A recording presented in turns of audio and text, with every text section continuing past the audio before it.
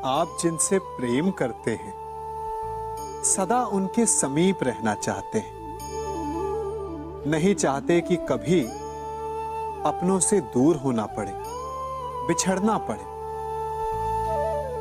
परंतु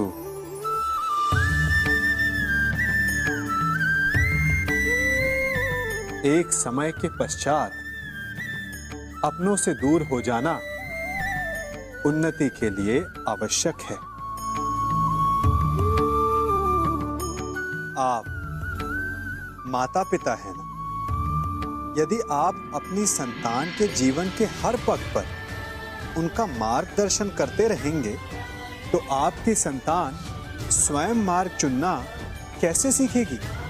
मार्ग के कांटों से स्वयं को बचाना कैसे सीखेगी? इसीलिए एक समय के पश्चात अपनों से बनाई गई दूरी सदा लाभदायक रहती है। आज मैं आप सबको एक कथा सुनाता हूं। एक दिन प्रातः एक व्यापारी अपने घर से निकला। घर से निकलते ही एक बिल्ली ने उस व्यापारी का मार्ग काट दिया। व्यापारी घबरा गया। वो फिर से घर लौट गया और शुभ घड़ी की प्रतीक्षा करने लगा। और जब वो पुनः अपने घर से निकला तब वो वाहन जा चुका था जिससे राजा तक पहुंचकर उसे भेंट देनी थी। राजा को भेंट नहीं मिली। राजा क्रोधित हो गए। राजा ने उस व्यापारी का व्यापार बंद करवा दिया। इस कारण व्यापारी क्रोधित होकर घर पर अपनी पत्नी से लड़ बैठा। पत्नी अपने बच्चों समेत मैके वापस चली गई और उस व्यापारी के जीवन में यदि कुछ रह गया था तो केवल अंधकार। और इन सब का कारण वो उस बिल्ली को मानता रहा जिसने उसका मार्ग काटा था। ऐसा ही एक दूसरा व्यापारी राजा को भेंट देने निकला और उस व्यापारी का मार्ग भी एक बिल्ली ने काट दिया। वो व्यापारी तनिक घबराया, परंतु उसने आगे बढ़ना अधिक उचित समझा। राजा तक वो समय पर पहुंचा। उसने राजा को भेंट दी। राजा प्रसन्न हुए और राजा ने व्यापारी को अपना व्यापार बढ़ाने की अनुमति दी, स्वर्ण आभूषण दी। जब व्यापारी घर पर पहुंचा तो पत्नी को आभूषण और अपने बच्चों को देने के लिए वस्त्र थे उसके पास। हर ओर प्रसन्नता थी। समझ रहे हैं ना? दोनों के साथ एक ही प्रकार की घटना हुई, परंतु दोनों की प्रतिक्रिया भिन्न थी। ऐसा ही हमारा जीवन भी है। हमारे जीवन में प्रारब्ध का अपना स्थान है, परंतु उससे कई अधिक महत्वपूर्ण हमारी प्रतिक्रिया, हमारे सोच का प्रभाव है, क्योंकि यही हमारे जीवन को आकार देते हैं। इसलिए अपनी सोच को सकारात्मक रखिए। आपका जीवन सदैव आनंदमय।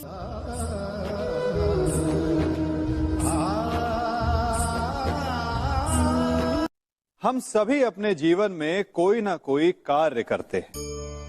कार्य करते हैं तो थकान की अनुभूति होती है और यदि थकान ना उतरे तो कार्य करने का मन नहीं करता। हम आशा करते हैं कि कदाचित एक दिन में 24 के स्थान पर 26 घंटे होते तो आराम करने के लिए हमें और अधिक समय मिल जाता। हमें ऐसा अनुभव होता है कि हम बहुत अधिक कार्य कर रहे हैं, है ना? परंतु क्या आपने कभी सोचा है कि जो लोग संसार में सफल हैं, उनके पास भी सफल होने के लिए दिन में केवल 24 घंटे थे? तो फिर वो सफल क्यों हैं? इसका एक छोटा सा रहस्य है। वो कार्य चुनते हैं जो उन्हें प्रिय है, जिसे करने में उन्हें आनंद आता है। उन्हें लगता ही नहीं कि वो कार्य कर रहे हैं, उन्हें लगता है कि वो प्रतिपल आनंद मना रहे हैं। और जब आप आनंद मनाते हैं तो थकान कैसी?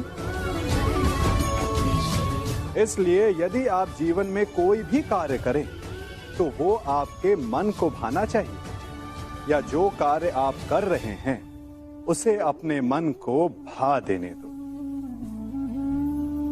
सफलता आपको मिलेगी। कभी सोचा है हमारा जीवन भी उस रेत की घड़ी की भांति है।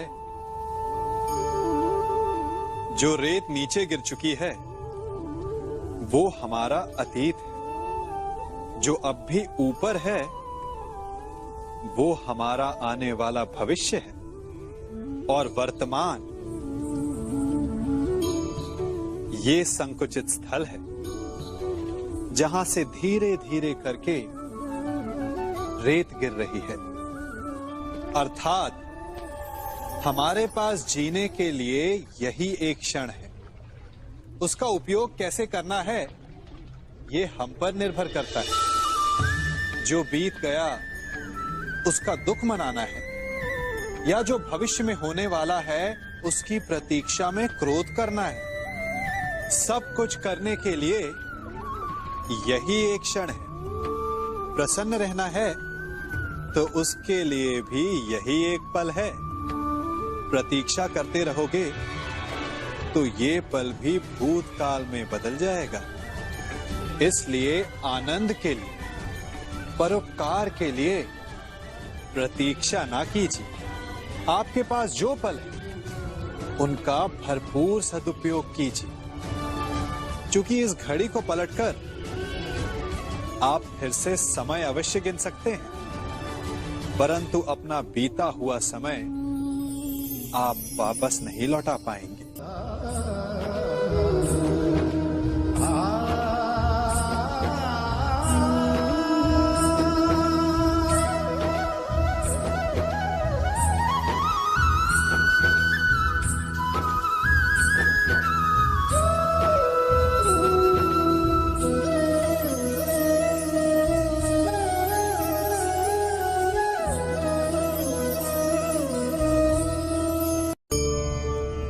मनुष्य भी बड़ा विचित्र प्राणी है। अपनों से नीचे के स्तर के लोगों को वो हे दृष्टि से देखता है, उनका उपहास उड़ाता है, उनसे बार बार कहता है कि तुम्हारा कुछ नहीं हो सकता, तुम भविष्य में कुछ नहीं कर पाओगे। जब मनुष्य के पास धन, संपत्ति, मान होता है तो वो दूसरों का आदर नहीं करता, परंतु वो एक बात भूल जाता है कि उससे भी अधिक शक्तिशाली कोई अस्तित्व में है, और वो है समय। काल। काल अपना चक्र कब बदलेगा ये कोई नहीं जानता। समय अपनी करवट कब लेगा ये कोई नहीं जानता। कोयला भी समय के साथ साथ हीरे में परिवर्तित हो जाता है। इसलिए जीवन में कभी भी किसी का भी उपहास नहीं उड़ाना चाहिए।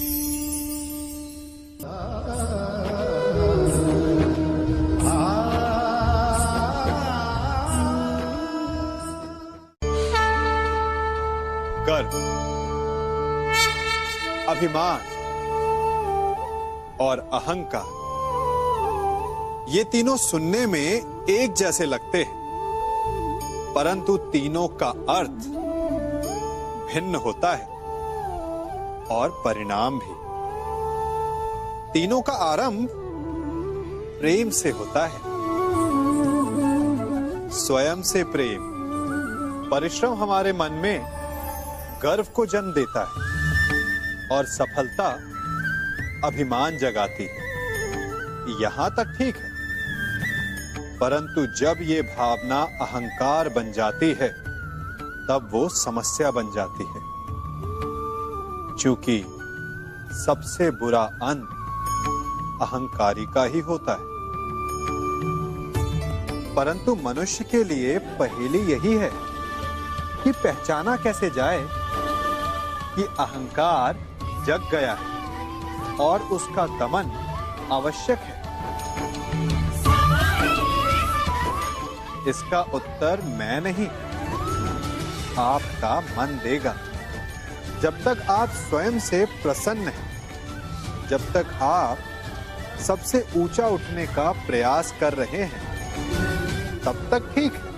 परंतु जब आपके मन में दूसरों को नीचा समझने का भाव आ जाए तो सावधान हो जाइए, क्योंकि यही अहंकार है। जो वास्तव में आपको हीन कर रहा है।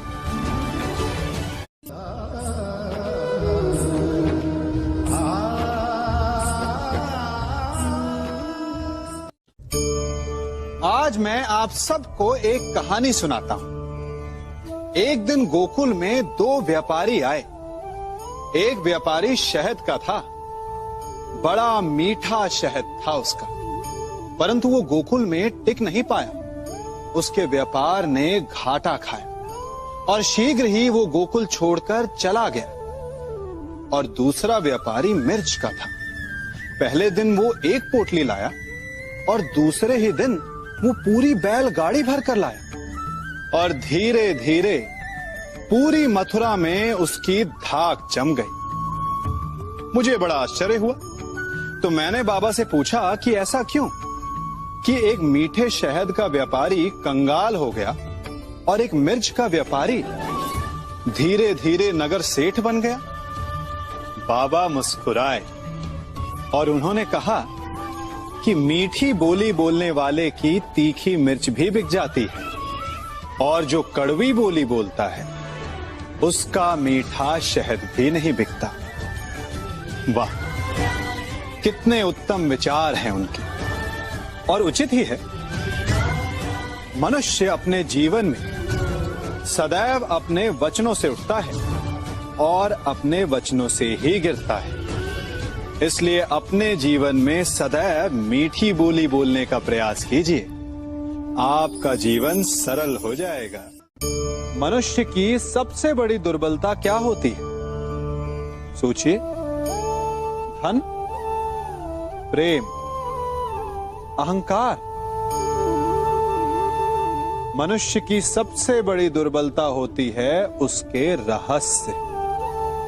चाहे आप कितने भी शक्तिशाली क्यों ना हो, कितने भी प्रबल क्यों ना हो, परंतु उसके रहस्य उसके नाश की चाबी होती है। इसलिए यदि प्रबल रहना है, शक्तिशाली रहना है, समर्थ रहना है, तो अपने रहस्य को किसी को भी ना बताएं, ना मित्र को और ना ही शत्रु को, क्योंकि समय पड़ने पर कब कौन शत्रु हो जाए ऐसा कहना संभव नहीं। विभीषण को रावण के अमृत कुंड का ज्ञात था, इसीलिए प्रभु श्री राम रावण का वध करने में सफल हो सके। इसलिए उचित यही है कि आप अपने रहस्य को स्वयं तक ही सीमित रखें।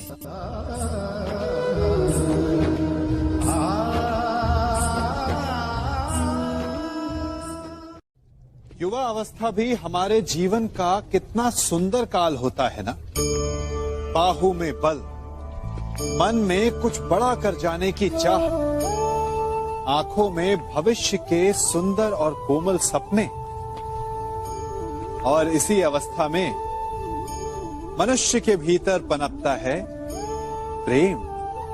किसी को देखकर उस पर मन मोहित हो जाता है और फिर मनुष्य अपना सब कुछ उस पर न्यौछावर कर देना चाहता है। फिर प्रेम की परिणति होती है विवाह में।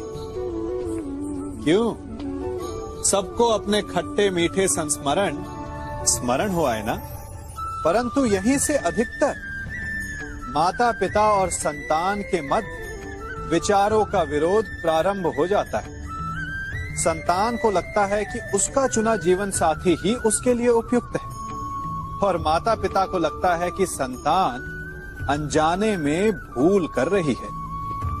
संतान का तर्क होता है कि उसे विवाह किससे करना है, ये उसका अधिकार है। और माता पिता का तर्क ये होता है कि अब भी जीवन साथी चुनने की समझ संतान में है ही नहीं। तो इस अवरोध को काटा कैसे जाए, उचित निर्णय कैसे लिया जाए? इसका एक ही मार्ग है, अपने उत्तरदायित्व का भान और अपनों से बड़ों के मापदंडों का भान।